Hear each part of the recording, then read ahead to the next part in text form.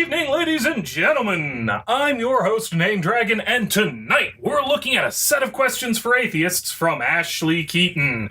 If it weren't for Godless Cranium, I'd never have known this existed, so check out his answers at the link below. Thankfully, there is no unifying nature for atheists, so we can all answer these questions differently, resulting in an infinite regression of answers that provides constant material for us here on YouTube. So without further ado, introduce yourself, Ashlee.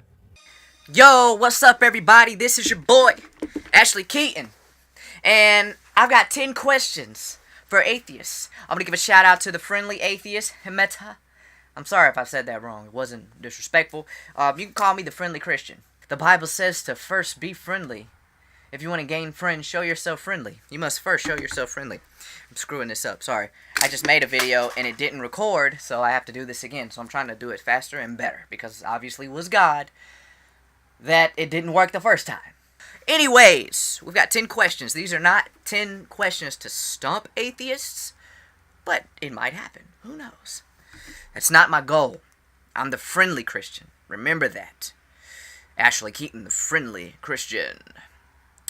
On the ones and twos. These questions are just meant for discussion purposes. I really want to understand, because I've asked certain questions and I just haven't gotten a response, so I figured let me just write them all down and broadcast them. So that way people can try to diss me if they want to. Fine. Make your response videos, so that way we can get a clear understanding of the perception of atheists on these different topics. I'm glad you aren't expecting to stump anyone with these questions, because I've heard them all before, and they wouldn't stump anybody. That being said, you say in your intro that you want to be friendly, so I'll try and take your question seriously.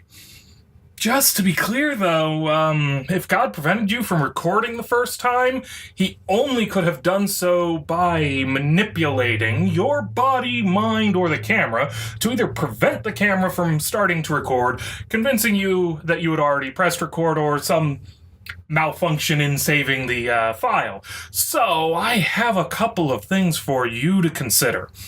If God interacts with the world in this way, we can measure for these interferences.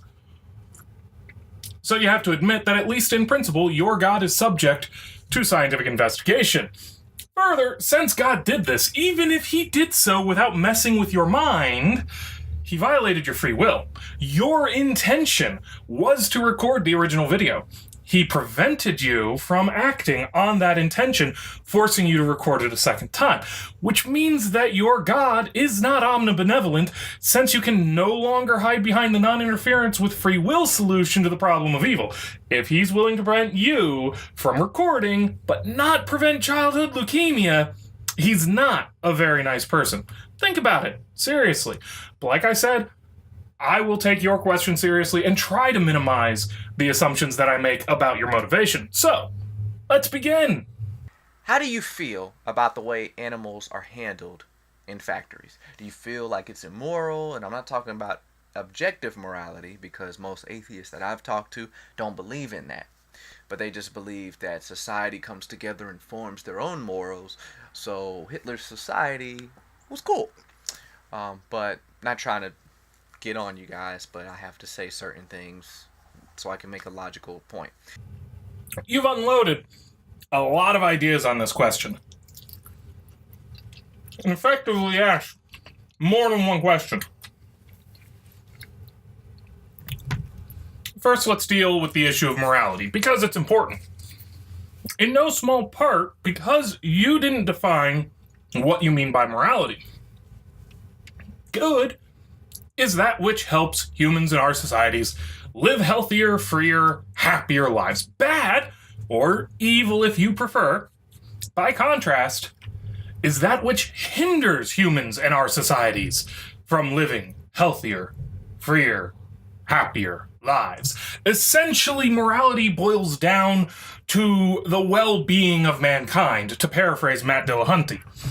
If we can agree on these definitions for good, bad, and morality, then we can make objectively true claims about morals. Killing others without cause is objectively bad, because it hinders those people's ability to live, full stop. Defending the rights of individuals is It's objectively good, because it helps those people to live freer lives. We can debate whether or not morality should be extended to include actions directed towards other living creatures, and to what extent. For my money, I'd happily extend full moral rights to any sapient creature that demonstrated the ability to abide by and extend the same concepts of full moral rights, the same basic moral philosophies to us that we would to them. And I'm content to say that extending decent treatment to other animals tends to be moral due to the fact that they are a part of our society, even if not full members. They largely cannot reciprocate morality outside of certain specific species or situations.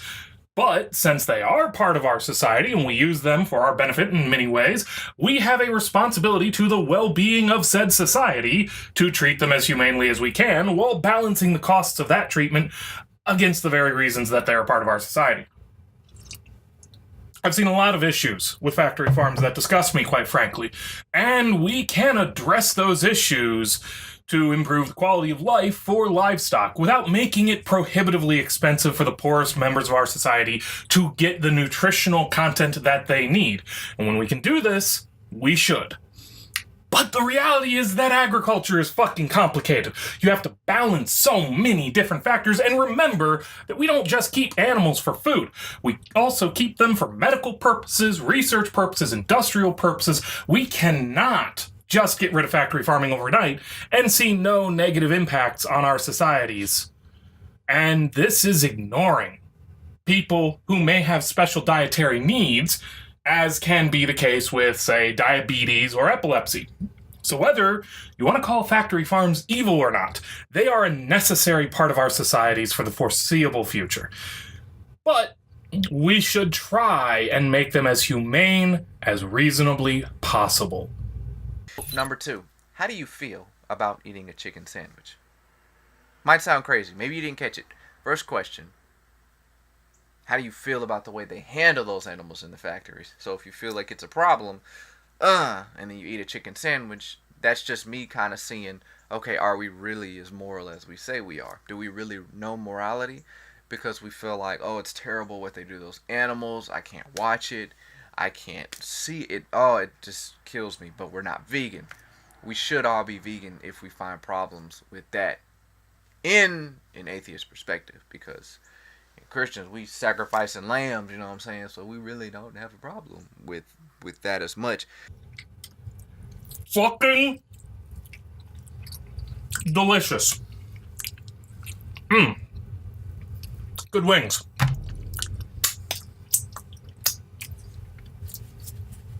Just because we have a problem with something does not mean that we throw the whole mess out.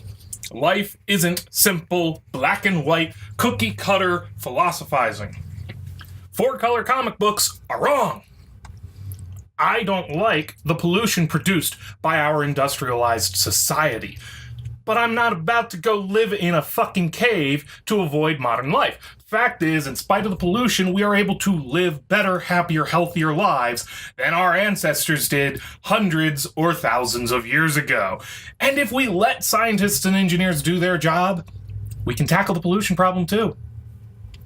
Agriculture and factory farming is no different, and I'm not going to let the problems that I have with it cause me to ignore the benefits that we as a society reap from its utilization.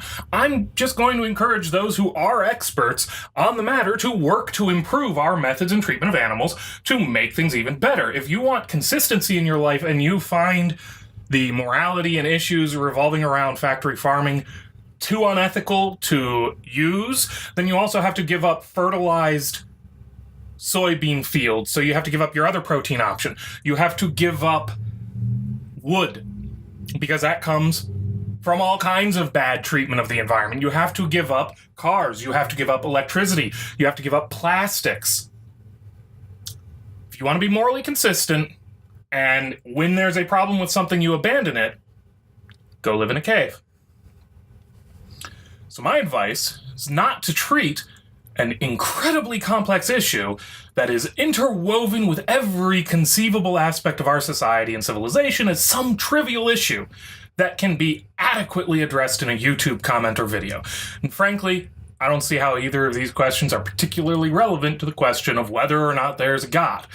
Unless you're trying to build up to a moral gotcha question later on. But you promised you weren't going to try and stump us like that. So let's keep rolling. Is religion wrong? And I don't mean like, are we wrong about religion? Are we immoral? Are we evil? Is religion, not we, I don't believe in religion. Is religion evil? Is belief in God evil? Not necessarily. I think that religion in this day and age more often causes harm to people in society than it helps those same people in societies. And like Christopher Hitchens, I cannot think of a single good thing that could not be achieved without good around. While only religion seems to be able to convince people to fly planes into skyscrapers. I think every religion I've studied or been introduced to has been factually wrong, but you seem to be more interested in my moral opinion about religion. On that, all that I can say is that if having religion helps you to frame your life in a way that allows you to live it freer, happier, and healthier without imposing harms on others, it's good for you in that sense. I still think that you are accepting a false belief, and I think there's something not necessarily morally, but intellectually wrong with that. But as far as morals go, whatever. If it hinders you or others, or your practice of it results in you hindering the livelihoods of others, then it is bad for you or those people whom you are hindering. You keep looking for simplistic answers to not so simplistic questions. Is it even possible to be evil? Does evil even exist? Where does an objective wrong come from? Where does evil come from? Is that really a thing? I refer you back to question 1. Evil exists by virtue of our definition of the term, and by our definition of morality, we can objectively call a given act evil if it transgresses against what we have defined as morality. Evil, good, moral, these are all human words and concepts. They have the meanings, the usages, and the relevance which we give to them. When we agree on those meanings, then we can discuss the concepts objectively and make objective determinations on the relative moral value of an act. When we don't agree on these meanings, we either argue it out until we do, arrest the person who isn't agreeing with the rest of us, or end up fighting a war because we literally cannot live in a functioning society without reasonable amounts of agreement on what is right and wrong behavior. That's just how it is. Every bit of evidence we have about the moral behavior of humans and even other species of animal fit these facts. You, as an atheist, have morals. Sometimes your morals can be better than the so-called Christians. Where do you get those morals from? Like I said, this isn't to stump the atheist. I really want to hear some responses on these questions. As best we can tell, it seems like some form of cooperative behavior, such as altruism, is necessary for any social species. As a result, evolution will favor brains that comprehend what we would call morals in social species. Even monkeys recognize the unfairness of arbitrarily different rewards for the same behavior. We don't yet have full theories of consciousness or morality in biology or psychology.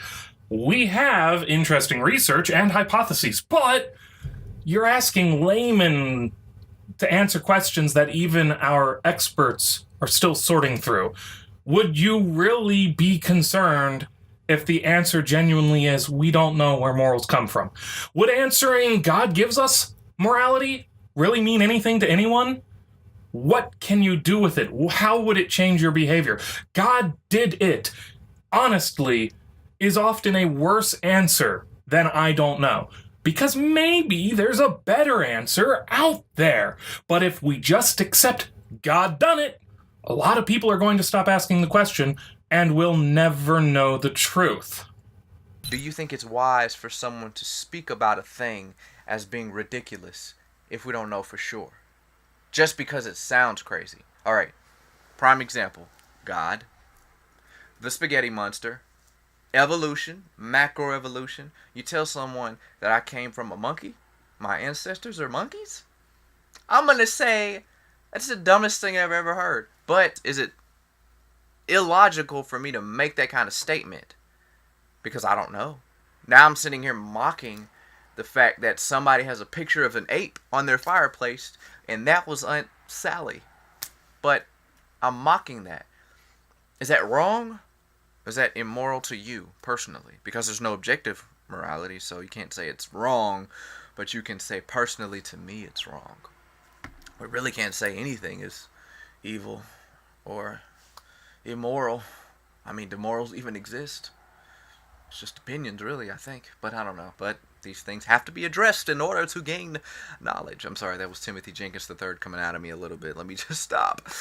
Another case of asking far more than a single question. And at this point, you do seem to be attempting to slip some gotchas into the question. So, from the top, we can never know anything with absolute certainty.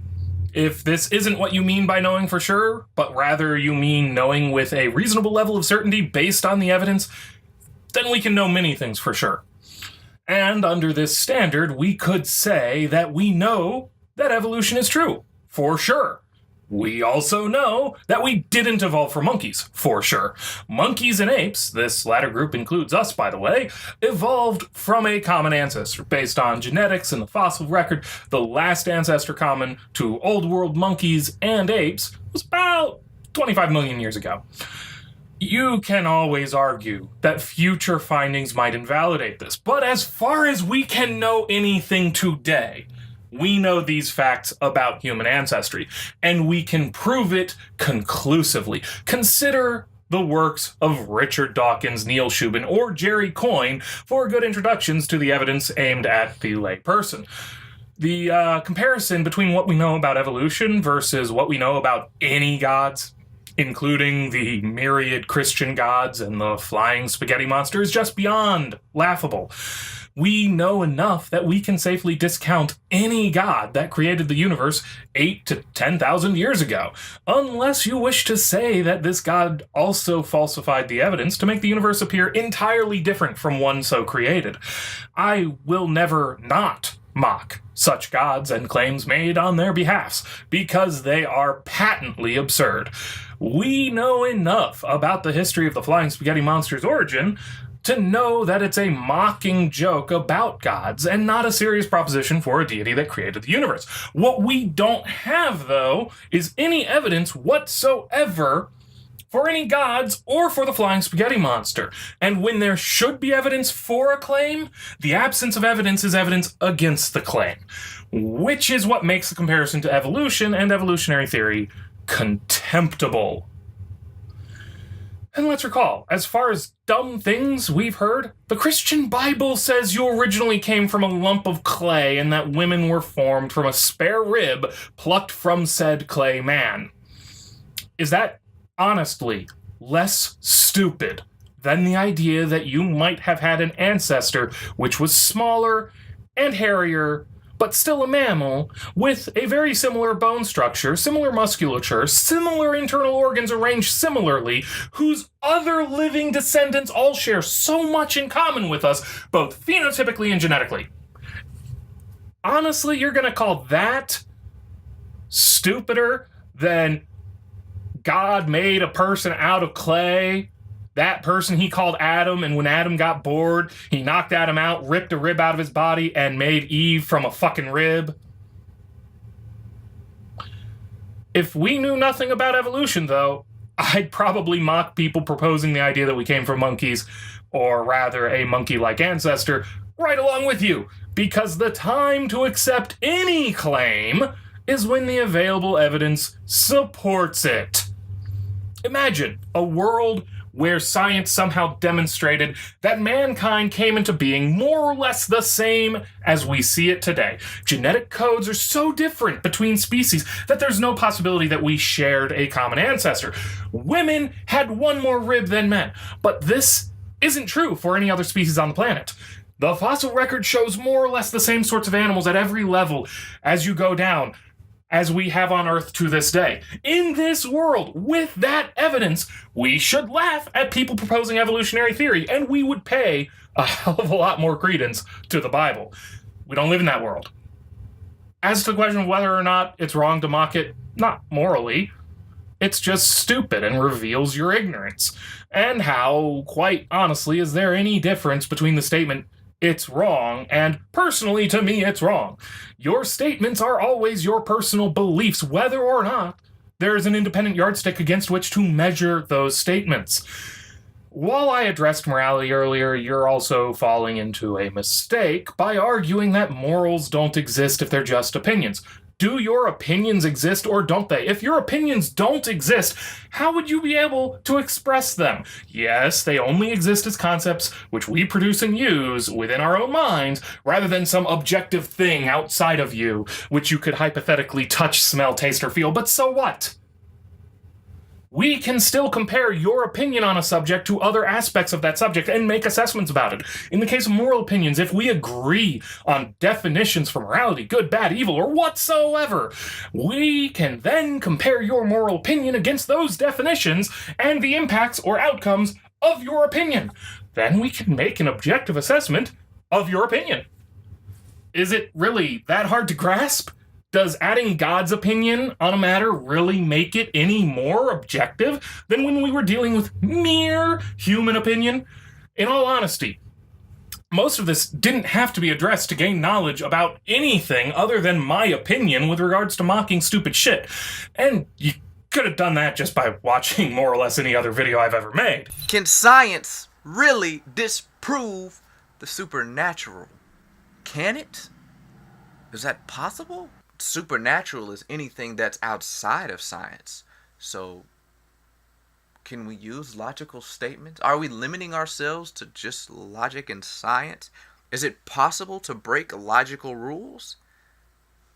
Since the supernatural is a collection of many things rather than discrete things that we can tackle specifically, the question isn't even properly formed. When you make a supernatural claim, then we can start asking questions about it, including whether or not the supernatural thing you propose affects the natural world. If it does, then we can test for those effects. If the effects do not match the claim, we've disproven the supernatural claim. A perfect example of this is the various prayer studies, which have shown that intercessionary prayer is more or less a placebo effect. God doesn't answer prayers. There you have it. We have proof. Here's the thing. As we learn and expand our knowledge of the universe, what was once the supernatural becomes the natural. You said yourself with how you defined supernatural. It is only that which resides outside the domain of science. At one time, such definition included quantum theory, relativity, electromagnetism, and even Newtonian physics. Then we studied the world, learned how it worked, and the boundaries of science have continually moved forward with our knowledge. Think back to your claim that God interfered with your video recording. We could, at least in principle, establish that there is no need to invoke a supernatural cause for the recording failure. Or we could determine that no natural mechanism interfered with the recording, and yet it did not record. In the former case, we have demonstrated that there is no difference between your God's interference and his non-interference, and therefore we can eliminate him from the hypothesis via Occam's razor. In the latter case, we would be left with the conclusion that the laws of physics were violated. I should say the known laws of physics were violated, suggesting that either there is new physics to be explored and learned about, or that your God really does care more about your video than he does about childhood leukemia. As to breaking logical rules, we would need to massively clarify just what the fuck you mean by that question. Is there a such thing as an evil person? And on what basis? No, there's no such thing as an evil person. I can't find the quote to give attribution, but this isn't my original idea, so understand that Hitler committed an evil act when he signed the orders that led to the deaths of millions. But there was nothing evil happening when Hitler took a shit. Hitler wasn't evil. Many of his actions were, and had he not killed himself, we would have been justified in holding him accountable for those actions. Where did the concept of God come from? Where did that idea come from? Because I'm a person that believes every lie comes from a certain amount of truth. I don't think you can get a lie without first having the truth. Spider-Man comes from a spider and a man put together. If you don't have a spider, there's no way you can even imagine a Spider-Man. So that's my point in stating that. Just to be clear, I believe that if you have a supernatural idea, then it has to come from something that at one point was supernatural. Even if I'm exaggerating it to be Superman or Green Lantern or whatever, I feel like it has to come from, first of all, something that was supernatural in the beginning, even if it wasn't that extreme. Man with power over his immediate environment. He can dig a hole, build a hut, start a fire, whatever. Natural phenomena, storms, lightning, wildfires, floods, are part of man's immediate environment. Therefore, there could be a man with power over these natural phenomena. One might say he was a man with power superior to nature. That is, a supernatural man. As you can see, using your own method as showcased by Man plus Spider creates Spider-Man, I can actually build an even stronger path from the perfectly natural to a supernatural god, and even invent the concept of supernatural from purely natural sources.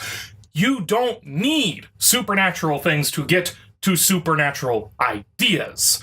You just need ideas about natural things that combine into a manner not supported by what we understand about nature. Now, that may not be how we actually originally created gods, but it's better than just saying that gods or a god exist because we have an idea of a god, since I don't have to presuppose anything extra than what we can directly observe to get to gods from the natural. People have probably heard this before, but I just haven't really got a direct answer for it. What evidence would you need in order to believe in God? What evidence? Because if you see something, you're probably going to say, that's a hallucination. I'm hallucinating. So is it even possible for you to believe in God with any evidence that you can even think of? Is that even possible?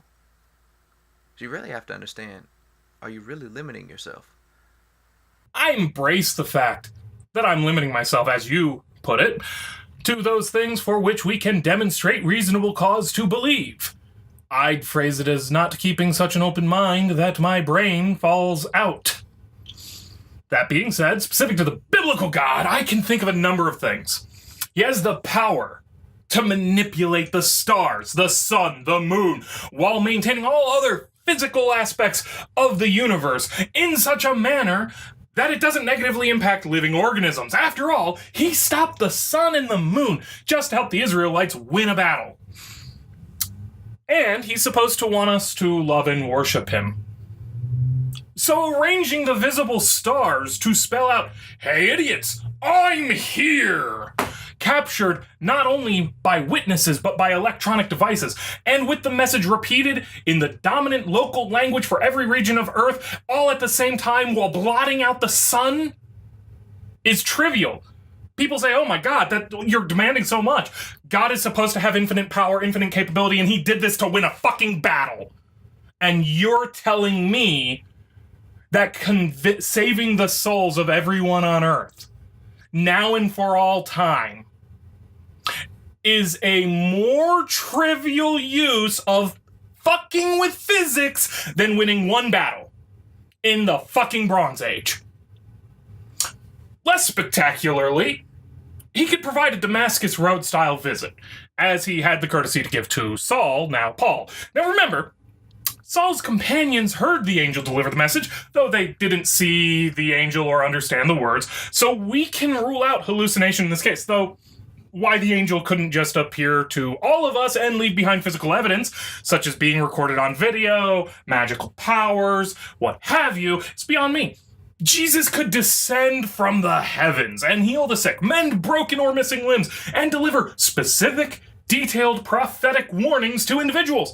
when doctors confirm the cures and the detailed prophecies are confirmed to be true, it would be reasonable to conclude that it wasn't a hoax. Sure, it could have been aliens pranking us, but without evidence for the presence of a spaceship or signs that natural means could somehow been employed to achieve the cures and cause the prophecies to come true, I think we can tentatively hand the win to God. Statistically significant rate of prayers being answered by members of a singular Christian sect instead of all prayers seeming to be no better than just random chants. Supernatural forces that demonstrably existed but reliably defied explanation via naturalistic means. You know, magic, ESP, telekinesis, that sort of thing. Less spectacularly, because I know you're sitting here going, oh my god, you're demanding that God use 1/1/7 of his power, and that's too fucking much to ask of an infinite God, even as that God threatens to burn me in hell for all eternity. So less spectacularly, the Bible could have been historically or scientifically accurate. We could demonstrate that Jesus not only existed, but that nonpartisan sources documented his miracles and resurrection. We could have Roman historians writing about the zombie apocalypse and the earthquake that supposedly spread through Jerusalem when Jesus was crucified. We could have the artifacts of a massive Egyptian military buried at the bottom of the Red Sea and artifacts of the wandering Jews in the Sinai Peninsula and Arabian Desert. We have neither. And all of this coinciding with evidence that we couldn't explain our existence naturalistically. No natural explanations possible for the origin and diversity of life. No explanation in cosmology for the origins of the universe that we see, coupled with proof that the universe wasn't always here.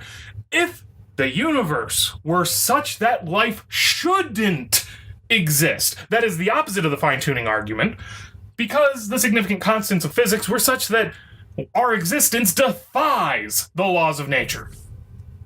That would be proof that a God exists. The last bit about lacking naturalistic explanations or reasonably possible future discoveries for naturalistic explanations, by the way, would be enough proof for me to accept that there were some God, such as the deistic God, even lacking the ability to get from some God to any version of the Abrahamic God. That's it for me, folks. Let me know down in the comments how you'd answer Ashlee, what you think of my answers, and if you enjoyed the inanity. Subscribe for more of the same. Don't forget to hit the little ding-a-lingy bell. And of course, for those who really want to see my face in 4K or something, or want better audio, consider donating to Patreon, because everything I get there goes right back into the channel. None of it's wasted on my beer budget until we're high tech. Thank you all, and have a good night.